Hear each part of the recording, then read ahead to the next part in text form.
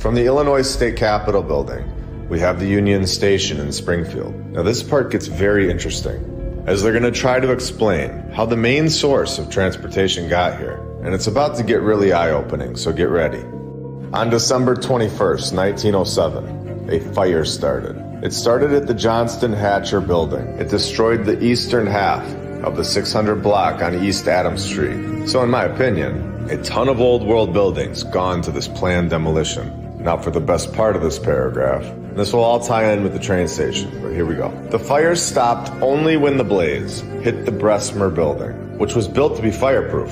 No, it wasn't. It was a failed attempt because that exact same building, 40 years later, was burned down by a fire.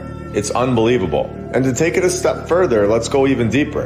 They're going to try and explain this away with some stupid lighting his pipe story, but that didn't work because he starts talking and said he didn't have a pipe or matches. So the officials had to jump in. And who are these trustworthy people?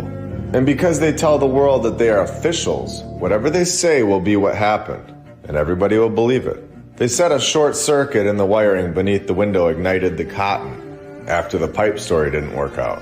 So ridiculous. They had to make something up because he ran his mouth and called them out on their lie. They destroyed these buildings, in my opinion. And I say my opinion, but there's an overwhelming amount of evidence to support this. And of course, that wouldn't be the only evidence that I use. Let's go even deeper. To prove this point, firefighters were back at 7th and Adams on October 11th, 1913, so 6 years later, when another spectacular fire demolished the new Johnston Hatcher building. Once again, flames then swept west along the same half block of Adams Street. Although what do you know? The fire comes to a complete halt when it reaches the amazing Bessemer building that we already know does burn down. So obviously this was a planned demolition, a controlled one to be exact. This does not happen. There were obviously things in this town from the old world, a past civilization that they did not want us to see. And of course, they don't even try this time to explain how this fire started.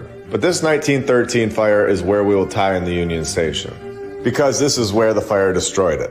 And it's weird that they say there was an original. As you can see here, when we all know the so-called second Union Station was the original, and they demolished it. And here it says, it was subsequently rebuilt with a more modern design. A more modern design? Of course it was. Unbelievable.